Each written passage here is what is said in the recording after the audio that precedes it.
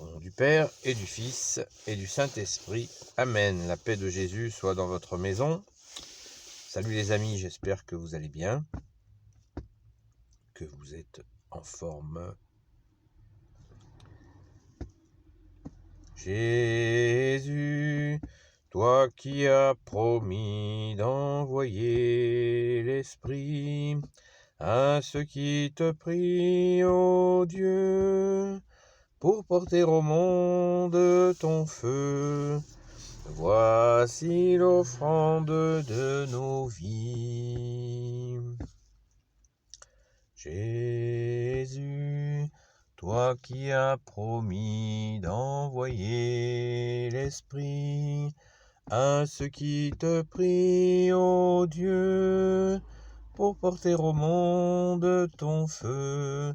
Voici l'offrande de nos vies. L'influence cinématographique, on peut dire aussi, on peut englober dedans les séries. Est-ce que ça a une influence sur les... Ici, on traite de la question de la foi catholique, de foi millénaire. Est-ce que le cinéma, et puis plus généralement la télévision, nous influence? Grande question. Évidemment, la réponse est oui, ça, tout le monde le sait. Mais ce que je voudrais aborder ce matin, c'est que c'est cette influence par rapport à la foi. Parce que pendant des années,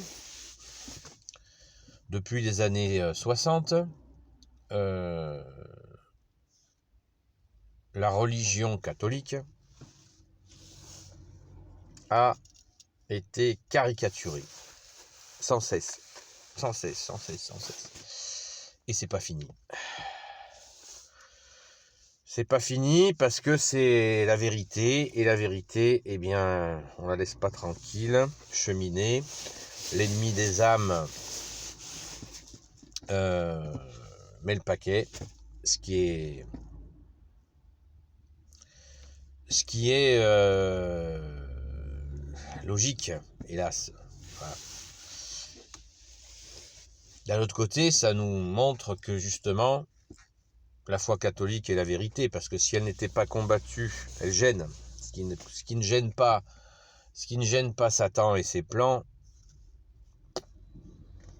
ça fait partie de son influence, il s'en fout. Par contre, ce qui gêne Satan, c'est bien la Sainte Église catholique. Voilà, la foi catholique qui le gêne. Et c'est pour ça que toute cette industrie cinématographique, et puis les séries, etc., on est à 99,99% dans des caricatures quand on parle, quand ils abordent la plupart du temps, et c'est ignoré, cette question de la foi. Voilà. Quand c'est pas où on présente pas des gens qui ont la foi comme des illuminés, quoi, des personnes dangereuses. Voilà. Et oui. Sans les lunettes, ça me perturbe, c'est bizarre ça. Et bref,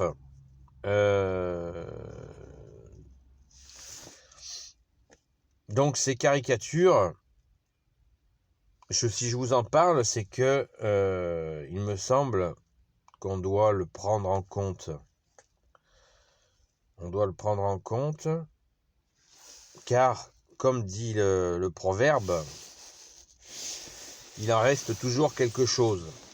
Oui, comme dit le proverbe, il en reste toujours quelque chose. Alors quand on devient fort dans la foi, quand on devient constant, l'influence de ce cinéma, comme on dit, eh bien, que ce soit cinéma ou cinéma-télé, hein, c'est pareil, eh bien, elle n'a plus de prise. Elle n'a plus de prise sur nous quand nous sommes constants dans la foi. Amen. Merci Jésus. Sois béni Jésus de nous donner cette force. Notre force est dans le nom de Jésus. Amen.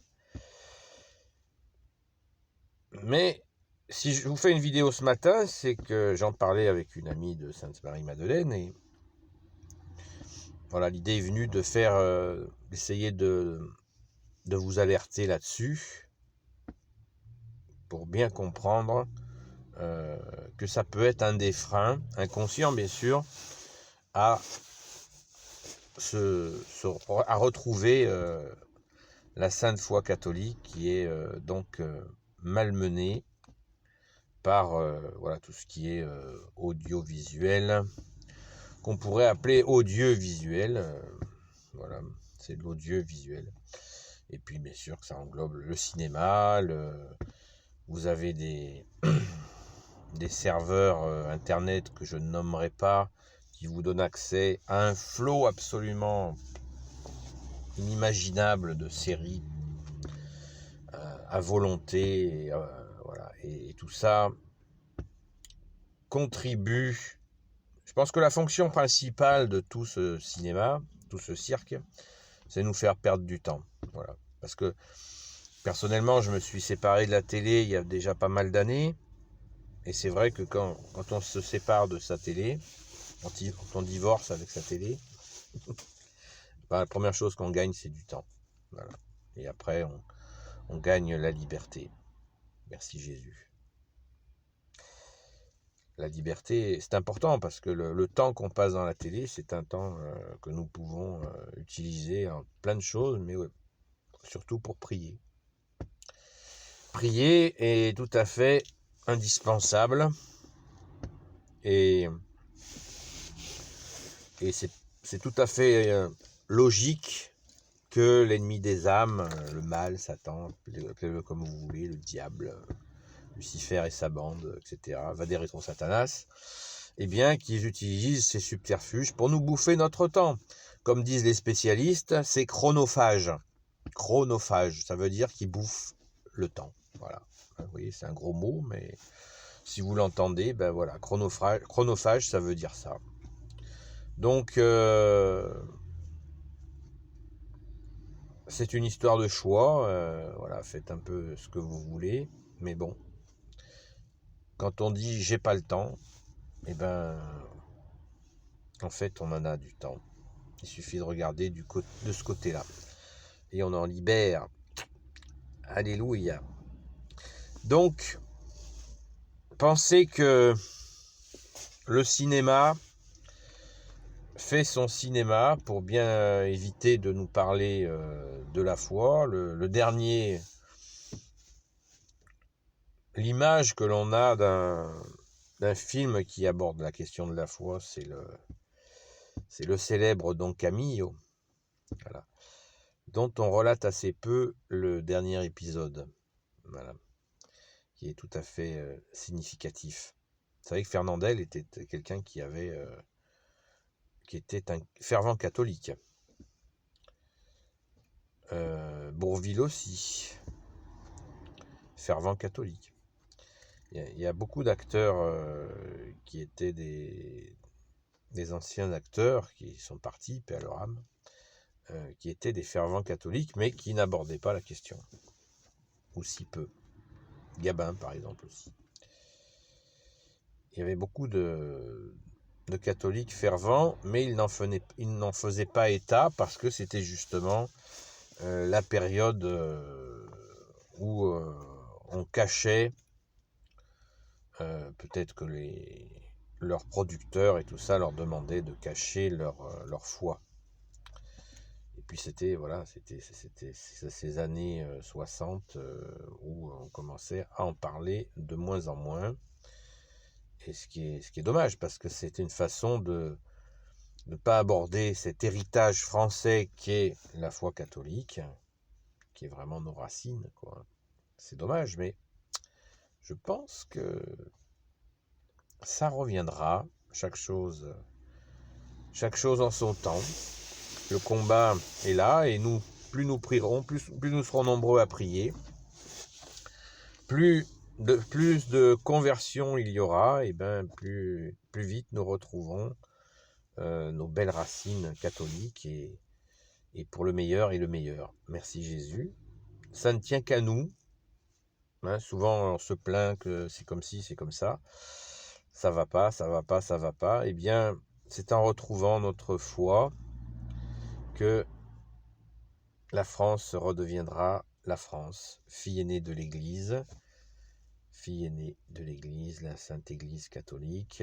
Et voilà, c'est en cours, et il ne tient qu'à nous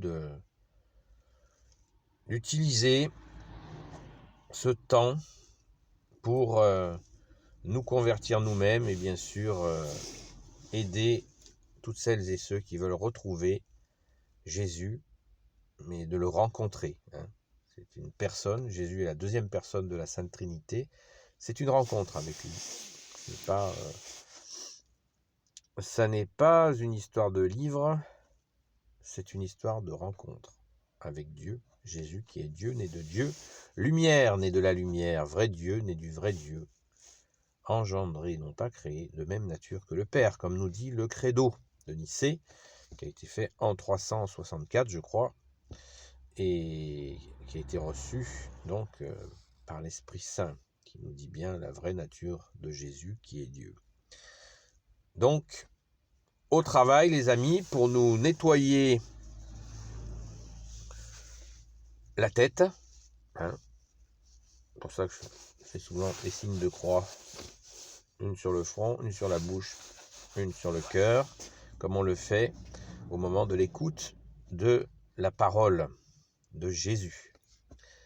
Voilà, une façon de se rafraîchir la mémoire. Amen, alléluia. Béni soit le Père, le Fils et le Saint-Esprit. Amen, ô Jésus, toi qui peux tout et qui porte tout, toi le Sauveur, toi l'Emmanuel, toi le Fils unique de Dieu. S'il te plaît, je te confie toutes celles et ceux qui regarderont cette vidéo, ainsi que leurs proches, selon ta sainte volonté. Ô Marie, conçue sans péché, Reine des cieux, toi qui écrases le serpent, toi qui as la lune sous tes pas, toi l'Immaculée Conception, toi dont le cœur immaculé triomphera. Saint Joseph, toi le juste et le saint, toi le sage, toi la terreur des démons, toi le saint gardien de l'Église catholique. Sainte Marie-Madeleine, notre chère sainte patronne. Et vous, tous les saints et saintes amis de Jésus, Saint Michel Archange, qui est comme Dieu, Saint Gabriel Archange, Saint Raphaël Archange et tes anges guérisseurs. Et vous, tous les anges qui servez Jésus, je vous confie toutes celles et ceux qui regarderont cette vidéo, ainsi que leurs proches, selon la sainte volonté de Jésus. La paix de Jésus soit dans votre maison. À bientôt les amis.